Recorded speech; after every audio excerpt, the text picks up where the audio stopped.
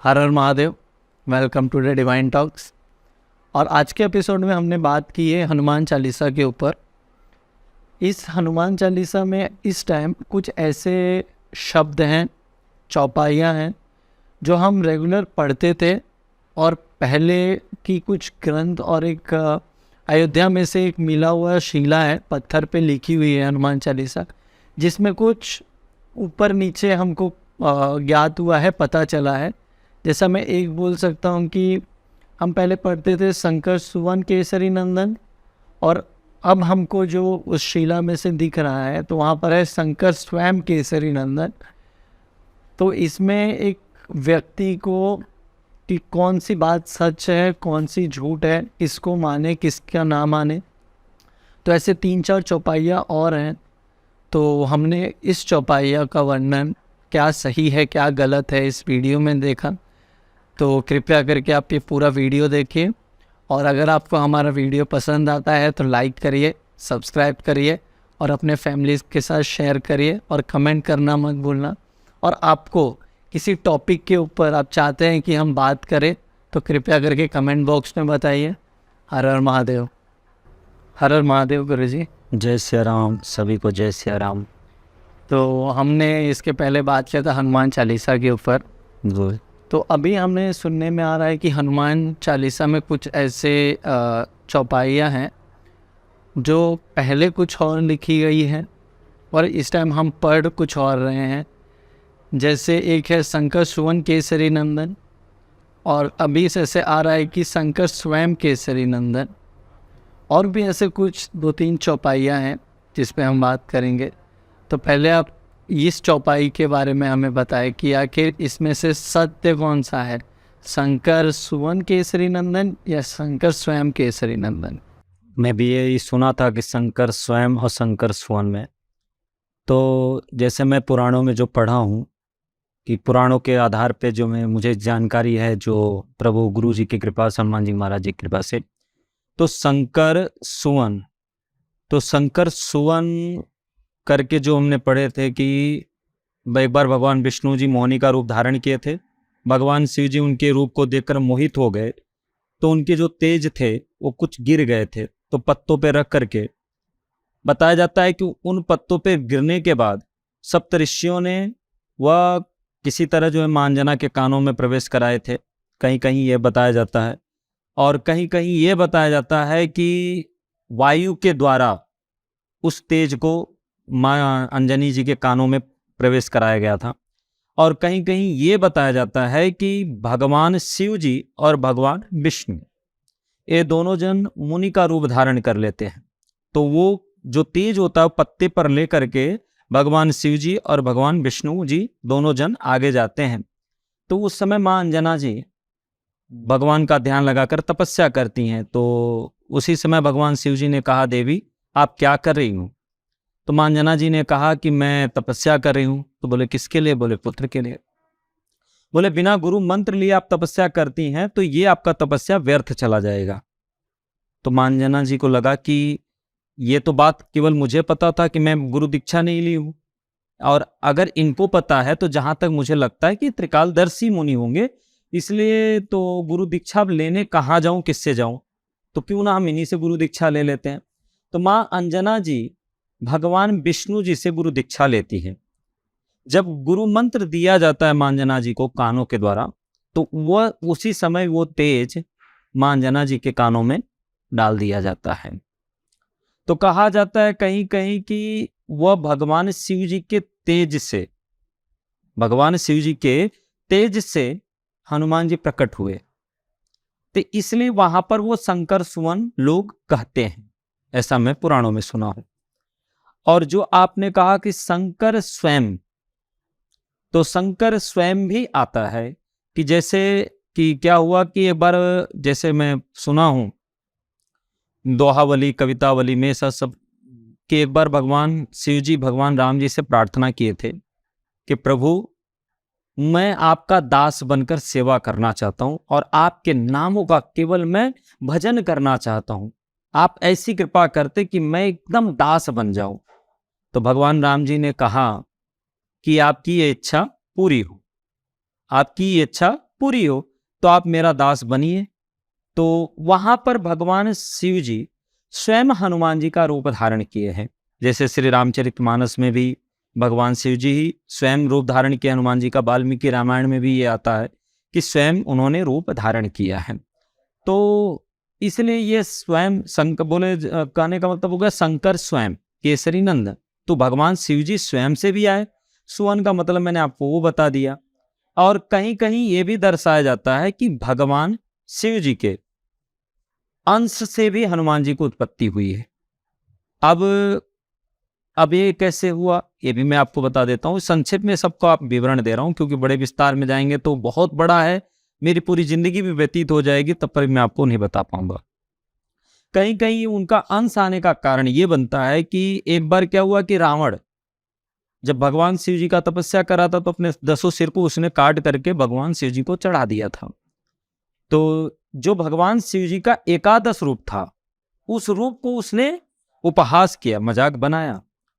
तो भगवान शिव जी उस जिस चीज को लेकर रावण ने उपहास किया था एकादश रूप को, तो भगवान शिव जी को उनका 11वां रूप है, बहुत प्रिय है भगवान शिव जी को। उसी रूप में रह करके भगवान शिव जी राम जी का सुमिरन भजन कीर्तन करते, क्योंकि सदैव उसी रूप में रहते हैं, ऐसा पुराणों में लिखा गया है। तो उस स्वरूप को उसने उपहास किया, इसलिए भगवान उसी रूप को धारण करके रावण को दिखाना चाहते थे कि इस रूप का जिसने तूने उपहास किया, इस रूप में मैं सदैव रहता हूँ, अपने प्रभु राम जी का मैं भजन करता हूँ। और इस रूप के शक्ति जो माने शक्ति है, जो बुद्धि है, ये सब उसको पराक्रम जो है, सब चीजें रावण को दर्शाने के लिए, दिखाने के लिए ही भगवान शिव जी वह स्वयं रूप धारण करके गए थे। जो हनुमान का रूप धारण किए थे, तो वो भगवान शिव जी स्वयं से रूप धारण किए थे। तो कहने का मतलब वेद पुराणों में अलग अलग मत दिया जा रहा है। कहीं सुवन का भी मैंने आपको बताया और स्वयं भी बता दिया। और कहीं कहीं मैंने एक महाराज डोंगरे जी करके थे, उनकी मैंने कथा श्रवण की थी, तो उसमें भी ये लिखा गया था कि भगवान शिव जी स्वयं हनुमान का रूप धारण किए थे और माँ पार्वती जी उनकी पूंछ बनी थी। तो वो क्योंकि जब रावण जो स्वर्ण की नगरी बसा है, तो माँ पार्वती जी के कहने पर भगवान शिव जी ने तैयार करके अपनी आशीर्वाद जो भी था तैयार करके दिए। तो उस भवन का गृह प्रवेश पूजन कराने के लिए रावण को बुलाया गया था। तो रावण के मन में लोभ हुआ कि काश ये मुझे अगर नगरी मिल जाती तो मैं इतने बड़ा सुकून और जीवन व्यतीत करना चाहता हूँ सुखपूर्वक। भगवान शिव जी को पता चल गया कि इसके मन रावण के मन में इच्छा है कि नगरी पाना चाहता है। तो जब रावण ने पूजा वूजा करवा लिया, रावण जब पूजा करा लिया, तब भगवान शिव जी ने पूछा, बोलो रावण तुम्हें दक्षिणा में क्या चाहिए? मैं दक्षिणा आपको क्या दूं जिससे आप प्रसन्न हो? ब्राह्मण को निराश नहीं करना चाहिए। तो रावण ने कहा कि प्रभु मांगने की तो मेरी इच्छा नहीं थी, जब आप मेरे मनों के मुताबिक अगर आप दक्षिणा देना चाहते हैं तो भगवान मुझे ये महल दे दो जो स्वर्ण का आपने महल बनाया है। तो रावण को भगवान शिव जी ने वो महल दे दिए। तो रावण क्या किया, वो महल लेकर के लंका गया, जहां पर अपना राज्यवास माने अपने राज्य को भोगने लगा, राज बना लिया। तो कहने का मतलब उसी समय माँ पार्वती जी ने श्राप दिया था रावण को कि अगर इस भवन में मैं अगर सुखी से नहीं रह पाई, मैं अगर अपना गृहस्थ नहीं बसा पाई, तो तुम भी इस माने जो स्वर्ण की नगरी है इसमें तुम सुख से माने महल है उसमें सुखी से तुम भी नहीं रह पाओगे। वो श्राप दी थी। तो जिससे स्वयं हनुमान जी का रूप भगवान शिव जी ने धारण किया था और वो हनुमान जी का पूंछ माँ पार्वती जी बनी थी, जिससे वो लंका जलाया गया था। तो कहने का मतलब यह है कि भगवान शिव जी स्वयं रूप धारण किए। तो ये हनुमान जी का जो जन्म या अवतार का जो कारण होता है, जो प्रकट होने का, तो हनुमान जी का जिस तरह राम जी के गुण अपार हैं, उनके गुणों को जान पाना या उनके गुणों का गान कर पाना बहुत मुश्किल है। हम जैसे तुच्छ प्राणी क्या करेंगे जो जिनका वेद जो नेति का करके वर्णन किया है, तो उनका हम क्या कर सकते हैं। तो ऐसे हनुमान जी अनंत रूप धारण किए थे, जितना प्रभु राम जी के रूप हुए होंगे उतने तो हनुमान जी का भी रूप हुआ होगा। तो इसलिए अब एक कहानी आती है इसमें कि एक बार जब हनुमान जी लंका जला करके जब आ रहे थे सूचना लेकर के, तो ये संक्षिप्त में मत बताऊंगा। तो हनुमान जी एक मुनि को देखे तो उनसे पूछे, महाराज मुझे जल पीना है, आप मुझे बताते, क्योंकि मैं लंका से चला हूँ, लंका को पूरा जलाकर ध्वस्त कर दिया, सब कर दिया, जो भी तहस नहस था कर दिया। तो हनुमान जी इतना बोलने लगे तो और जल पूछे तो मुनि जो थे वो भगवान राम जी के तपस्या कर रहे थे, भजन कर रहे थे। तो उन्होंने, मुनि जी ने क्या किया, अंगुली अपना दिखा करके कहे कि वहां पर जाओ, जल मिलेगा आपको। तो हनुमान जी गए और मुद्रिका और जो चूड़ामणि थी वहीं पास में रख दिए और गए, वो अपने मुख को धोए, चरण को धोए, जल पान किए। और एक बंदर आया और वो मुद्रिका को, जो प्रभु की मुद्रिका थी और चूड़ामणि थी, वो दोनों उठा करके बंदर ने क्या किया, जहां मुनि बैठे थे वही कमंडल रखा हुआ था, उसी कमंडल में डाल दिए, डालकर चले गए। मुनि देख रहे थे सब बातें। तो उसी समय जब हनुमान जी आए तो हनुमान जी ढूंढने लगे कि मुद्रिका कहाँ गई, चूड़ामणि कहाँ गई, ढूंढने लगे तो काफी परेशान हो गए। तो मुनि जी से पूछे, मुनि जी ने कहा कमंडल में, इशारा किए कि उस कमंडल में है। जब हनुमान जी उस कमंडल में हाथ डालते गए तो उतनी उतनी सारी मुद्रिकाएं राम जी से अंकित थी, सारी मुद्रिका निकलते जा रहे थे। जितना वो हाथ डाले जा रहे थे तो उनको लगा कि मैं जो मुद्रिका लेकर आया वो मुद्रिका कहाँ है, वो दिख तो नहीं रही है, बाकी बहुत सारे मुद्रिका हैं, तो पहचान नहीं पाए। तब मुनि ने कहा कि आप अभी अपनी बड़प्पन का जो बातें कह रहे थे, तो उस समय कहा जाता है कि हनुमान जी को ये था कि मैं लंका जलाकर आया, मैंने ये सारे कार्य करके आया। तो हनुमान जी को जो थोड़ा सा गर्व हुआ था, तो राम जी उस गर्व को मिटाने के लिए मुनि के ऊपर कृपा की, जिसे मुनि ने ये सब परीक्षा लेकर के उनके अभिमान को दूर किया। तो कहने का मतलब ये था कि भगवान चाहते हैं कि हमारे भक्तों के अंदर कभी गर्व ना हो, कभी अभिमान ना आवे, हमारे भक्त जो है कभी भटके नहीं, क्योंकि वो बालक के समान होते हैं। तो उसी तरह जब हनुमान जी मुद्रिका निकाले जा रहे थे तो बहुत सारी मुद्रिका निकल रही थी। तब मुनि ने कहा कि आप ये मत सोचो कि आप हनुमान एक ही हो या आपने ही सारे कार्य करके आए, क्योंकि जब जब प्रभु के अवतार हुए हैं तब तब यहाँ पर कोई न कोई हनुमान का रूप लेकर यहाँ पर आया है और वही मुद्रिका यहाँ छूट जाती थी। तो इसलिए भगवान का जो लीला था अपार था, तो वही उसी के आधार पर हनुमान जी भी जो हुए, भगवान कहीं कहीं शंकर जी का स्वयं रूप धारण किए हैं, कहीं कहीं भगवान शिव जी के अंशा अवतार में रूप लेकर हनुमान का रूप धारण किए। तो जहां तक ये दर्शाया जा रहा है शंकर स्वयं केसरी नंदन, तो माना जाए तो ये भी सही है, और शंकर सुवन देखा जाए तो वो भी सही है। मेरा जहां तक अनुभव है कि भाई अब वो मोहिनी के आधार पे अगर देखा जाए, भगवान जो शिव जी विष्णु जी मोहिनी का रूप धारण किए तो उनके तेज से वो हनुमान जी की उत्पत्ति हुई, तो अवतार तो उन्हीं के हैं। जैसे कहा, एक छोटा सा बात आता है कि जैसे एक दशहरी फल जो होता है आम का, हम उस आम के फल को ग्रहण करते हैं, बीज जो है कहीं हम लगा दें, तो वो बीज जब धीरे धीरे बड़ा होता है तो उसको हम तो ना लंगड़ा कहेंगे, न कहीं के तोतापुरी कहेंगे, जो भी आम का दृष्टांत होता है, तो हम उसको वो नहीं कह सकते। हम ये कह सकते हैं कि दशहरी का ही वृक्ष का फल है, क्योंकि है तो दशहरी का वृक्ष है। तो वो जिस जिस कहा जाता है वंश से, रघुकुल वंश, चाहे कोई भी वंश से जब आदमी व्यक्ति आता है तो उसी का ही नाम होता है। तो चाहे आप दशहरी कहो, चाहे कुछ भी कहो, कहना तो आपको दशहरी है, चाहे जितना भी फल खा लो। तो इसी तरह हनुमान जी का जो रूप है वो भगवान शिव जी का ही रूप है। उनका भी कहीं कहीं रुद्रात्मक काय नमः इतना माने हनुमान जी के मंत्रों में कई जगह आया है, तो उनका भगवान शिव जी का ही रूप है हनुमान जी का। अब इसमें मैं क्या बोलूं, बाकी तो सारा चीज यही सही है, और किसी के वचन को भी हम मिथ्या नहीं कर सकते, क्योंकि जो जो लोग कह रहे हैं तो कहीं ना कहीं पुराणों में पढ़े होंगे, इसी के आधार पर लोग कह रहे हैं, तो हमने जो पढ़ा था हमने आप सबको बता दिया।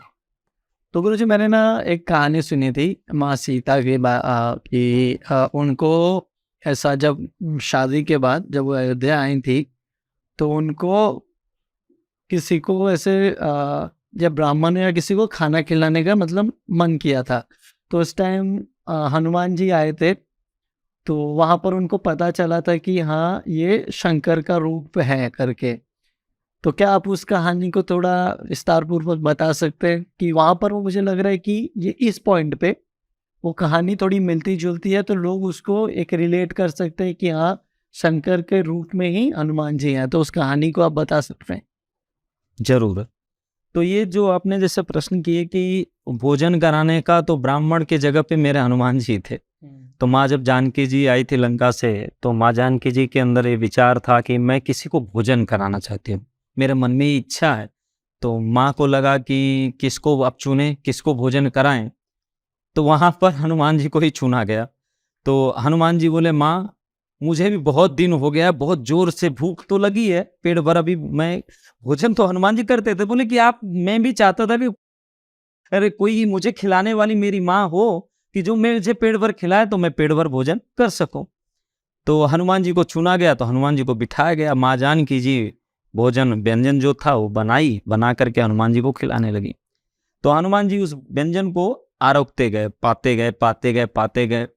तो माँ जानकी जी ने जितना प्रसाद बनाई थी वो हनुमान जी ने झटके में खत्म कर दिया। तो हनुमान जी ने कहा, माँ और लाओ, मुझे और भूख लगी जा रही है। आप माँ जानकी जी प्रसाद लाती रही, हनुमान जी उसको पाते रहे। माँ जानकी जी लाते रहे, हनुमान जी उनको मांगते रहे। तो माँ जानकी जी को लगा कि इतने सारे मैंने व्यंजन बनाए, जो प्रसाद बनाए, हनुमान जी खाते जा रहे हैं, अभी तक इनको पूर्ण नहीं हुआ। मैं तो बनाते बनाते तो थक गई थी, कितनी थी माँ अभी तो लीला कर रही थी।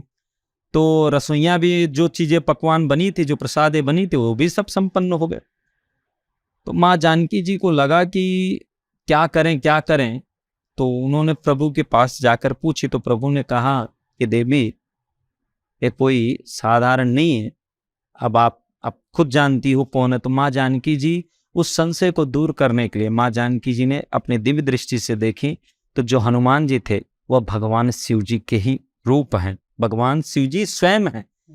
तब माँ जानकी जी ने क्या किया कि एक बेलपत्र मंगा करके उस बेलपत्र पे ओम नमः शिवाय लिख करके, जब हनुमान जी के लिए प्रसाद के लिए कुछ बचा था, वो प्रसाद देने लगी, तो उसी पे बेलपत्र रख करके दी, जिससे हनुमान जी समझ गए कि माँ हमको पहचान गई। तब हनुमान जी ने फिर बाद में प्रसाद को तो पा लिए, बोले माँ अब मेरा जो क्षुधा थी, जो पेट था, वो भर गया, अब मुझे कुछ नहीं चाहिए, सब संपन्न हो गया। तो उसी के आधार पर माँ जानकी जी को भी ये पता हो गया था कि साक्षात भगवान शिव जी ही हैं। तो इसलिए हर जगह शिव जी ही हैं, ऐसा पुराणों में मैं पढ़ा हूं। तो उसी के आधार पे जो ये शब्द आपने किया है, तो जहां तक लगता है कि ये पूरा स्वयं सत्य ही है कि शंकर स्वयं केसरी नंदन का, जहां तक अब मुझे भी, मैं भी पढ़ा हूं तो शब्द भी उससे मिलजुल रहा है। तो जहां तक है कि ये सत्य ही। अब प्राचीन बाकी जो बातें हैं सब तो आपको बता ही दिए हैं।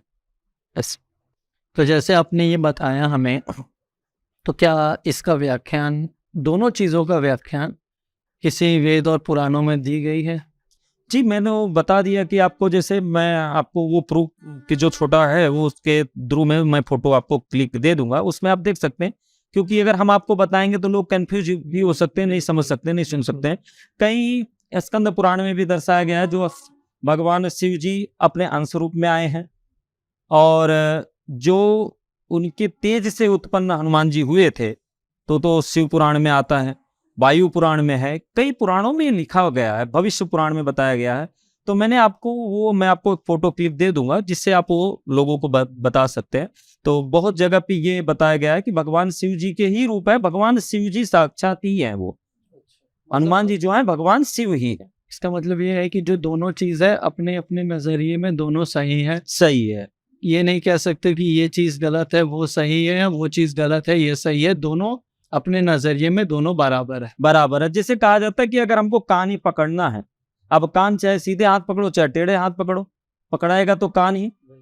आप चाहे हनुमान जी का नाम लोगे तो भाई भगवान शिव जी के ही रूप है। आपको भजना हनुमान जी को, ध्येय तुम्हारा हनुमान जी हैं, चाहे शंकर सुवन कहो चाहे शंकर स्वयं कहो, पकड़ोगे तो आप हनुमान जी को। देखो, मैं किसी की माने किसी का हम जैसे अपने शब्दों को, मेरा अनुभव जहां तक है कि हम तो हनुमान जी को भज रहे हैं। अब हनुमान जी शंकर स्वरूप हैं या शंकर सुवन हैं, हमें तो उससे जानकारी हमें उतना क्या करना। अगर हम ज्यादा डीप में जाते हैं तो हमें ज्यादा डीप जाते जाते क्या होते हैं, हम भ्रमित हो जाते हैं। पूर्णतः किसी चीज, भगवान के जितने गुण हैं, इन गुणों को जितना आप अंदर जाते जाओगे उतना ही आपके अंदर संशय पैदा होती जाएगी। तो इससे अच्छा अगर आप संशय उत्पन्न करना चाहते हैं तो आप अंदर घुसते जाओ, लेकिन पूर्णतः आप नहीं पा सकते हैं। ये वेद धर्म का जो भगवान, चाहे राम जी से हो, चाहे हनुमान जी से हो, चाहे शिव जी से, किसी के माने जो भगवान है, इन भगवान के बारे में आप जितना भी जानना चाहोगे आप एक भटक जाओगे, पूर्णतः आप नहीं पा सकते। जैसे कि मैं आपको एक बात बता दूं कि कहा जाता है, कुछ लोग जैसे मुझसे प्रश्न किए थे, महाराज जी शिव पुराण अगर हम पढ़ते हैं तो उसमें शिव जी को बड़ा मनाया जाता है, हम श्री रामचरितमानस पढ़ते हैं तो उसमें राम जी को श्रेष्ठ कहा जाता है, विष्णु पुराण पढ़ते हैं तो मैं भगवान विष्णु जी श्रेष्ठ हैं, ब्रह्म पुराण पढ़ेंगे तो ब्रह्मा जी श्रेष्ठ हैं। तो हम श्रेष्ठ किसको माने? बात आती है कि नहीं आती? लोग कहते हैं कि हम किसको, क्योंकि उसमें ये चीजें इसे दर्शाया जाता है। तो मैं उन लोगों को एक ही बात कहना चाहूंगा कि आपके बुरे वक्त पर जो व्यक्ति मौजूद हो वही आपके लिए सर्वश्रेष्ठ है। जैसे हम बारिश हो रहा है तो मैं बाहर निकला हूं, अब हमारे पास तो छाता नहीं है, कोई व्यक्ति छतरी लेकर आ गया, बारिश से बचाया मुझे, तो सर्वश्रेष्ठ तो मेरे लिए वही हो गया। अब मितेश जी तो नहीं आए, मितेश जी तो हमारे खास थे, लेकिन मितेश जी उस वक्त पर नहीं आए तो मितेश जी को तो हम सर्वश्रेष्ठ नहीं कहेंगे, हम तो कहेंगे उस व्यक्ति को ही। तो वैसे ही भगवान शिव जी की आराधना करने वाले व्यक्ति के लिए भगवान शिव बड़े हैं, और राम जी की भक्ति करने वाले के लिए राम बड़े हैं। अगर पूरा पकड़ा जाए तो भी पूरा सर्वस्व एक है, परम ब्रह्म, परम पिता परमेश्वर, जिसको कहा जाता है महादेव। चाहे वो महादेव के आप शिव शिव जपोगे तो महादेव को ही भजोगे, राम राम जपोगे तो महादेव को ही भजोगे, कृष्ण कृष्ण जपोगे तो महादेव को ही जपोगे। सर्वस्व बोले तो परम पिता परमेश्वर एक है। आप जिस नाम से बुलाओगे उस नाम से वो आते हैं। जिनमें हमारा मन रम जाए वही हमारे लिए सबसे श्रेष्ठ है। अब जैसे राम कथा में आता है कि माँ पार्वती जी जब तपस्या कर रही थी तो भगवान शिव जी के नाम से तपस्या कर रही थी, तो उस समय सप्तऋषियों ने कहा, देवी तुम भगवान शिव जी की तपस्या क्यों कर रही हो, भगवान विष्णु का करो, क्योंकि भगवान शिव जी अमंगल वेश धारण किए रहते हैं, हर कार्य उनका मंगल है। अगर अब मंगल कार्य करते हुए तो भगवान विष्णु हैं, उनके पास स्वर्ण की नगरी है, स्वर्ण में रहते हैं, पूरे गले में हार वैजंती माला सारी चीजें वो स्वर्ण का हीरे का पहने हुए हैं। भगवान शिव जी तो केवल गले में सर्पों की माला पहने हैं, तो इनके साथ विवाह करके तुम्हें क्या सुख मिलेगा? तो माँ पार्वती जी ने कहा जिसमें मेरा मन रम जाए वही मेरे लिए सर्वश्रेष्ठ है।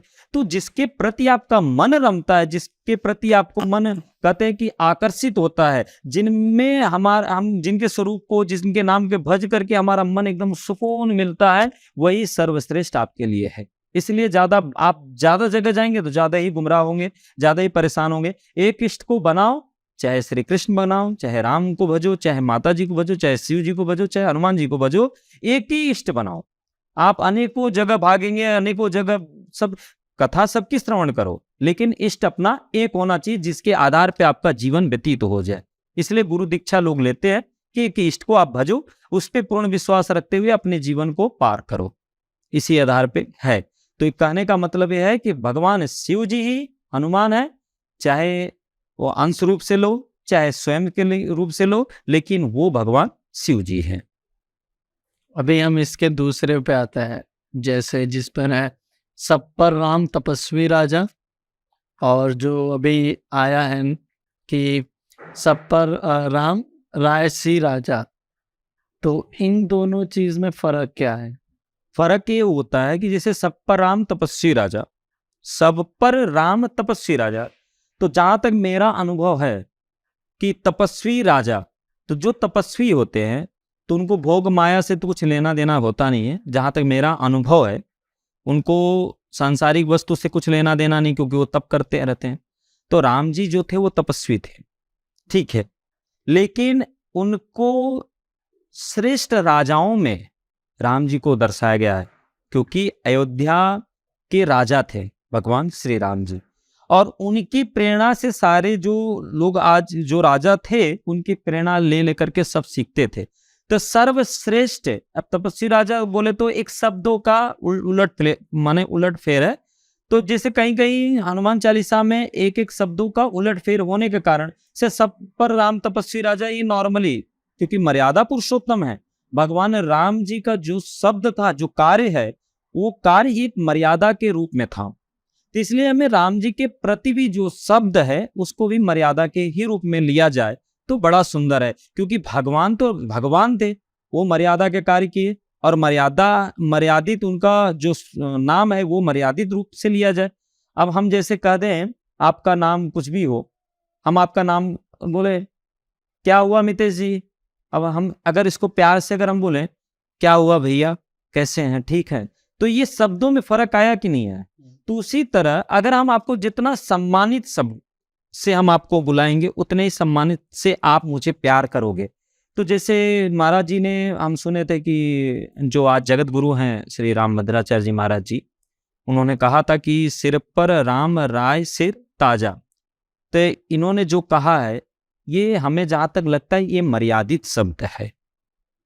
मर्यादित शब्द मेरे सुकून, मेरे को मन को जो लग रहा है, बाकी जो लोग तपस्वी राजा हो सकता है कि शब्दों में उलट फेर, और ऐसे संत महात्मा कितना है तो कहते वो तो अथाह है भाई। अब जगत के गुरु हैं तो उनकी जहां तक बताई गई हुई बातें पूरी की पूरी सत्य हो सकती है। तो और ये कहीं ना कहीं हमें भी एक प्राप्त हुआ था कि कई मंदिर में बहुत पुराना लिखा हुआ है, तो हम उसी चीज को सत्य मान सकते हैं। और बाकी हम इस पे क्या बोले, जो है सत्य ही है। और इसमें एक और आयत है जैसे आपने बताया मंदिर का, तो उसमें है सदा रहो रघुपति के दासन, और एक है सादर तू रघुपति के दासा। तो इसमें भी शब्द का ही उलट फेर है। शब्द का मैंने आपको जैसे कहा कि सदा रहो रघुपति के दासा, ये क्या होता है सदा रहो रघुपति के दासा। अभी जैसे मैंने आपको कह दिया कि आप सदैव अपने पिताजी का दास बन के रहो, तो वो मेरा हुक्म होता है। बात गलत मत लेना, मैं किसी का उपहास नहीं कर रहा हूं, ये मेरा हुक्म हो गया। बात समझ रहे हैं ना। अब सादर रहो रघुपति के दासा, जो भी है सादर रहो रघुपति के दासा। तो अभी क्या है ये नया, अब भाई अब हमको इतने दिनों के बाद सुनने को मिला है तो इसलिए हमारा भी अभ्यास नहीं बन पा रहा है। सादर रहो रघुपति के दासा, तो सादर में क्या आ गया, विनम्र भाव आता है, एकदम सम्मानित वर्ड होता है। जहां तक मेरा अनुभव है कि ये सम्मानित वर्ड आने के वजह से कि प्रभु आप सदैव राम जी के दास हैं, दास बने रहे, दास हैं आप दासी हैं, अब मैं आप राम जी के दास बने रहो। तो ये शब्दों में फर्क आने के वजह से ना थोड़ा सा हम लोग इसको गंभीरता रूप से नहीं कभी समझे ना कभी लिए। तो जैसे अभी महाराज जी ये बातें किए तो हम लोगों को ज्ञात हुआ कि हाँ यार इस शब्द कहीं ना कहीं हम लोगों से गलत हो रहा था। क्यों गलत हो रहा था, अब शब्द को हम उतना गंभीरता रूप से नहीं लिए। तो जहां तक लगता है सादर और सदा, सदा में एक होता है हुक्म देना आगे, भाई तू सदा पिता की सेवा करते रहना, तो ये बोलना मुझे हनुमान जी के ऊपर उचित नहीं लगता। उनको विनम्र भाव से हम बोल सकते हैं कि सादर रहो रघुपति के दासा, ये सम्मानित वर्ड हो गया। प्रभु आप विनम्र से सरलता से आप प्रभु के दास हैं, ये कह सकते दास हैं, जाओ दास रहो, तो कितना फर्क आ जाता है। इसलिए ये शब्दों में जहां तक लगता है उलट फेर होने की वजह से कहीं गलतियां हम सबसे हुई है। बाकी लोगों को हम क्या बोल सकते हैं, जो महाराज जी ने कहा है वो सत्य हो सकता है। तो मुझे लगता है कि महाराज जी की चीज़ें जो उन्होंने निकाली है हनुमान चालीसा में से, जैसे एक और जो निकाली जाए, जो 7 बार पाठ करे कोई, जो हम पहले पढ़ते थे, और यह 7 बार पाठ कर कोई, तो खाली एक शब्द का ही ऊपर नीचे है, तो ये भी शायद उस शब्दों का ही उलट फेर है। और हम उसको एक हनुमान चालीसा को एक इज्जत के रूप में पहले देखते थे, और अभी थोड़ा शब्दों के चेंज होने की वजह से थोड़ा ऊपर नीचे हो गया है। तो गुरुजी ने जब ये चीज़ बताई तो एक जो हमने गलतियां आज तक कर रहे थे वहाँ पे गलतियां सामने आई है जी, तो इसके बारे में आप क्या कहना चाहते हैं? देखिए, जरूरी था? नहीं तो इस शब्द का तो यहाँ तो बहुत उलट फेर है। मैंने आपको कहा जैसे कि जो ये अभी ये क्या है, यह 7 बार पाठ कर कोई, और जो यह पढ़े हनुमान चालीसा, वो यही सब 7 बार जो 7 बार पाठ कर कोई, जो पहले तो जो 7 बार पाठ कर कोई, तो जो 7 बार पाठ करो में, तो जो शब्द में क्या हो गया, कुछ फर्क आने लगा। अब जो 7 बार, अभी यह 7 बार, यह 7 माने ये ये पाठ को 100 बार करने से सारे बंधन से मुक्त हो जाओ। अब जो एक संशय में रख देता है, बात समझिएगा, जो माने जो अब कौन सा जो माने कौन सा है, माने हम किसको करें 7 बार पाठ, या कोई शब्द ऐसा है कि जिसको खाली पाठ करना है 100 बार। तो ये थोड़ा सा शब्दों में फर्क आ रहा है, जहां तक हम इसको अनुभव कर रहे हैं। तो यह 7 बार पाठ कर कोई, यह 7 बार मतलब यही हनुमान चालीसा का पाठ यह है। कहते ना कि भैया कि एक संशय वाली बात हो जाती है, जो 7 बार पाठ करो, जो मैं तो भैया संशय वाली बात है। यह अभी कन्फर्म हो गया कि यह 7 बार पाठ करो कोई, छूटे बंदी महासुख हुई। तो कहने का मतलब ये पाठ करो, और वो क्या था, जो 7 बार पाठ करो, तो जो में संशय वाली शब्द आई रहे। मुझे आज तक लगता था जो मतलब एक व्यक्ति है, मतलब जो व्यक्ति 100 बार पाठ करेगा, पर अब पता चला कि वो जो एक सच में संशय वाला शब्द है, इसका अनेक अर्थ निकलता है। हर आदमी के लिए वो शब्द अलग अलग का अर्थ, पर यह एक डायरेक्ट चीज है कि आपको यही पढ़ोगे, 7 बार करेंगे तो आपके जो भी दुख दर्द है नष्ट हो जाएगा। मुझे लगता है कि जो गुरुजी ने हमको ये जो चीज़ें बताई हैं अभी, जो हनुमान चालीसा को लेके, ये काफ़ी ज़रूरी था, और हम काफ़ी गलत चीज़ पढ़ रहे थे आज तक। तो इसके बारे में आपका कुछ कहना है? देखिए, मैं तो एक ही बात कहूँगा कि एक जो चीज़ की जानकारी नहीं थी वो दोष नहीं माना जाता है। जिनकी जानकारी होने के बाद भी व्यक्ति अगर गलती करता है तो दोषी माना जाता है। जैसे कि मैं एक दृष्टांत में पढ़ा था कि एक 5 साल का बच्चा था, और वो चर्च में जाता था। तो चर्च में जाता था तो ABCD करता था, ABCD जाता था, वही करता था। रविवार के दिन था, तो रविवार के दिन वो जाता था चर्च में, ABCD बोल करके चलाता था। तो इसी तरह वो जब जाता था तो फादर ने पूछा कि बेटा तू तो 5-6 साल का है, तू किस प्रकार से स्तुति करता होगा गॉड का, भाई गॉड का तो स्तुति किस प्रकार करता होगा। तो उस बालक ने कहा कि मैं ABCD बोलता हूँ, बस चलाता हूँ। तो बोले कोई स्तुति है? तो बोले कि अब मुझे क्या पता स्तुति है कि नहीं है, मेरा भाव है कि भगवान ये 5 शब्द मैं बोलता हूँ, इसमें जो आपकी स्तुति है उसको आप बना लेना, मुझे कुछ आता नहीं। तो बच्चा क्या करता था, वो स्तुति बोल करके चला आता था। तो उस दिन फादर भड़क गया। फादर ने कहा कि ये कैसा स्तुति तू कर रहा है, तुझे आता नहीं कुछ, तो बिना स्तुति जानकारी किए। तो बालक रुदन करने लगा, रोने लगा। तब उस समय चर्च से आवाज आई, ऐसा लिखा हुआ था कहानी में कि वो आवाज आई। तो चर्च से जब आवाज आई तो फादर को डांटने लगे, उनके जो गॉड थे डांटने लगे कि तेरे से पहले तेरे वो बच्चे का मुझे प्रेरणा आती थी, जो प्रार्थना होता था उस बच्चे का पहले मुझे प्रार्थना आ जाती थी तुम्हारे से पहले, क्योंकि तुम ज्ञानी हो। तुम्हें ज्ञानी होने के नाते अगर गलती करते हो तो उसका दंड तुम्हें प्राप्त है। लेकिन उस बालक को गलती अनेक करे, क्योंकि उसे ज्ञात नहीं है, इसलिए उसको हर गलतियां उसकी माफ होती है। तो उसी तरह हम भी हनुमान चालीसा जो हम आप सब पढ़े थे, तो इसमें कोई ना कोई गलतियां हमको हुई। कब? जब हमें जानकारी नहीं थी।